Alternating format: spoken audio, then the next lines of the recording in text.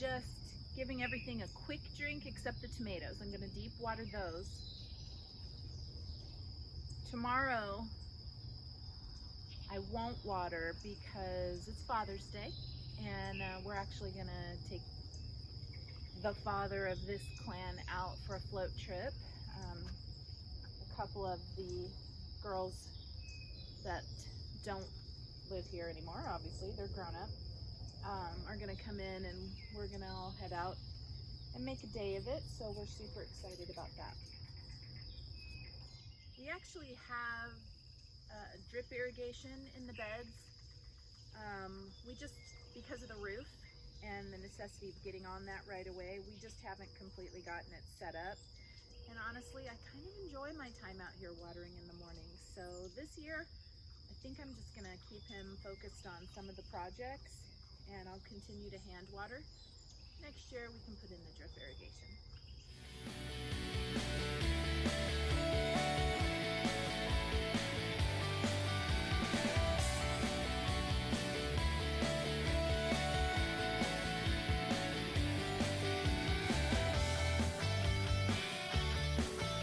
So it's Saturday. The garden's been watered. Ari's gonna weed.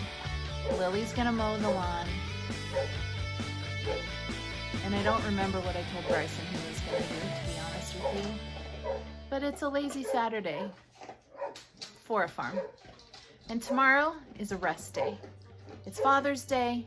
It's gonna be a blast. We're gonna take Mark out and treat him because, you know, a dad of 8 deserves a treat. All right, so I am heading out to the garden to harvest whatever is harvestable of my basil. I have a whole bunch of basil sitting in a couple of jars in the house that's just been waiting to get processed. And we're gonna be gone tomorrow celebrating Father's Day. And so I thought, what better time to get this happening and get the dehydrator running. I know some people don't like to run their dehydrators overnight and stuff like that. I don't get that. My favorite time to run the dehydrator is overnight while we're sleeping. So anyways, it generally takes me quite a while to get the basil where I like it when I dry it. And so I'm gonna go ahead and start that today. And by the time we get home from the river tomorrow, it should be done. Okay, so I've got a couple of plant here and 3 back there, and I'm gonna take them pretty low. So here's my lovely basil, and you can actually take these down pretty low. You don't wanna take the whole thing, but you can take it down quite a bit. And where are you there? And then it will grow back up and it will actually bush out more. So I am going to do that. And this plant is going to look totally different when we're done here.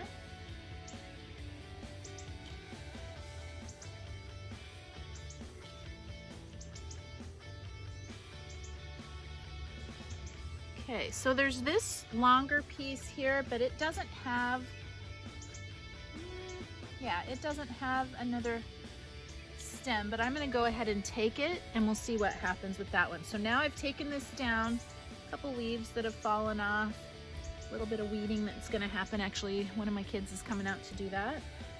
And this is all gonna grow right back. And in fact, in a couple days, it will be just as big and really bushy, just like we started with, actually.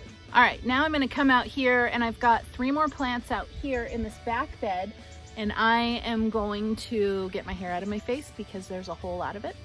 But I am going to take these down real low to the ground too.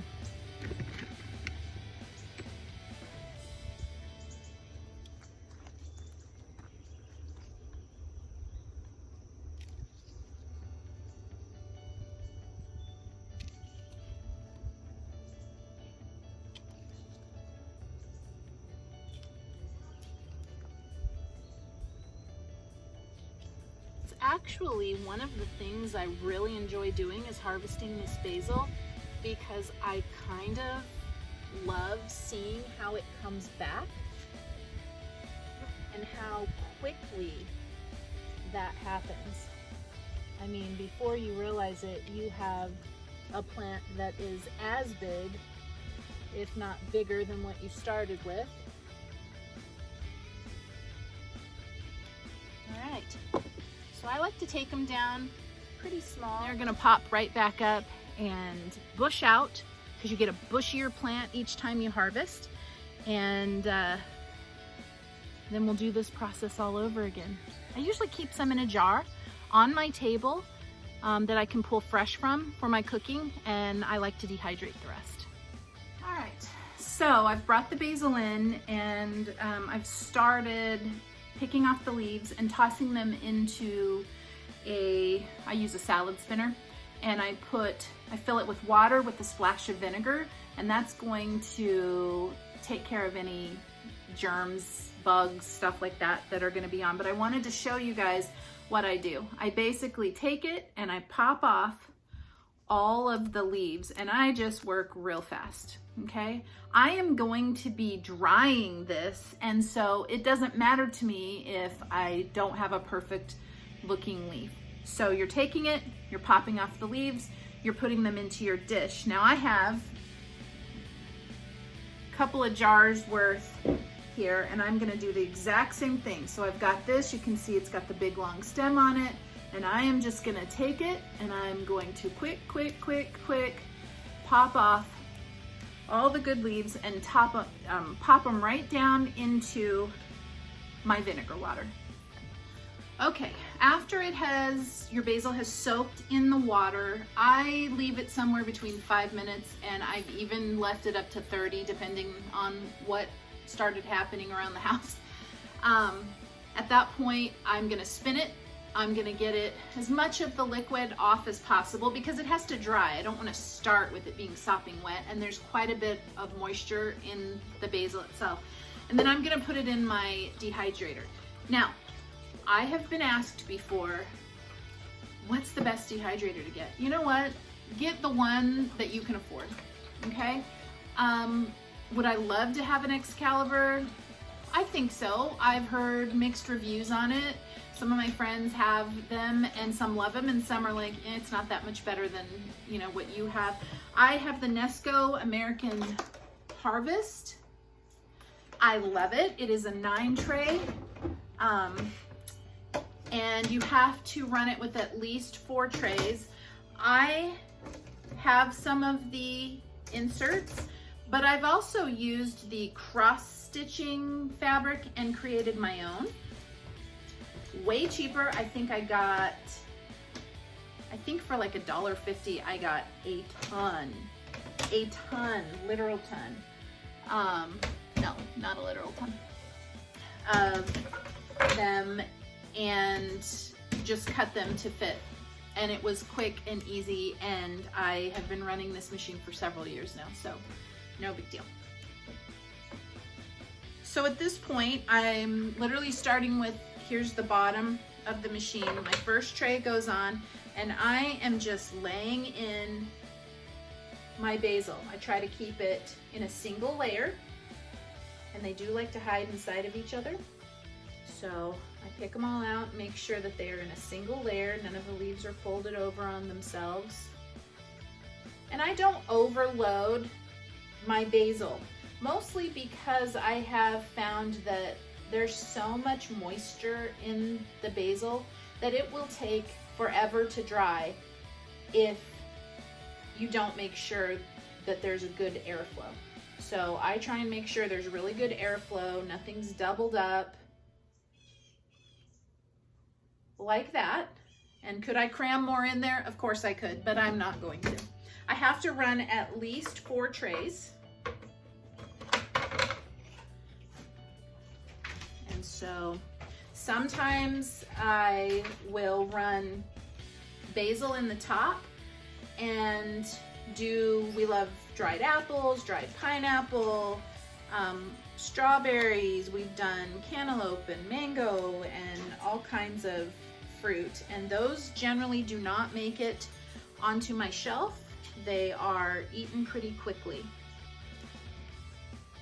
So at this point, I have 1, 2, 3, 4, I have 5 trays loaded up with basil, and I'm gonna go ahead and put the top on and plug it in. Make sure that it is set for herbs and spices, which is about 95 degrees. Now I'm gonna tell you the truth, I run mine just a little bit higher than that because otherwise it can take quite a while.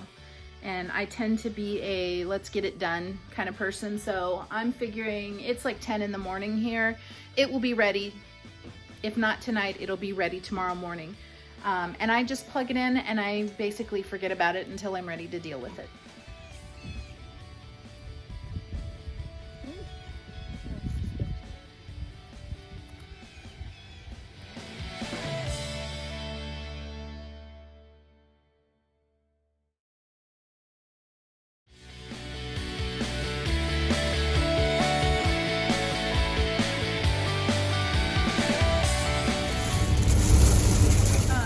Kayak because we have kayaks and because that's what we prefer instead of, we just say floating because that's what everybody calls it around here, but we don't use inner tubes generally. So I enjoy the speed of the kayak. I enjoy that I get my own personal space of the kayak. Yeah, kayaks. They're the bomb. Oh, they know me. Oh, yes. And it's waterproof, so for tomorrow. Yeah, I saw that. I was like, so if Dad gets the cut now. You can't see me doing it because I'm like that. Guess what I have for you? What do I have for me? A handful of pistachios. I don't like pistachios. They're gross. Oh, they're already shelled. That tastes like lemon water. You saw nothing. No, it's That's not right. mine. They're for our adventurous extravaganza tomorrow. What is it? Pistachio mango. I'm not a huge Oh. fan of dried mango. That's because you're talking about the mango. Here, split that between the three of you. What's funny? Really? Did you eat it? And you can see that it has shrunk up at least by half, but there's still quite a bit of liquid in the leaves. And so I will continue to run that probably overnight and may or may not turn it off tomorrow when we head out for the river. And even if I do turn it off, that's perfectly fine. You can always turn it back on, but it would be more like me to leave it on and then just deal with it when I got home.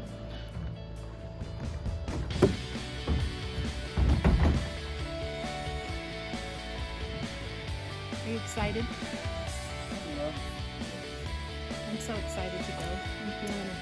It does go up to about a 50% chance around 2 o'clock, but I'm hoping we'll be getting close to the end at that point. That's why I want to get on the road early.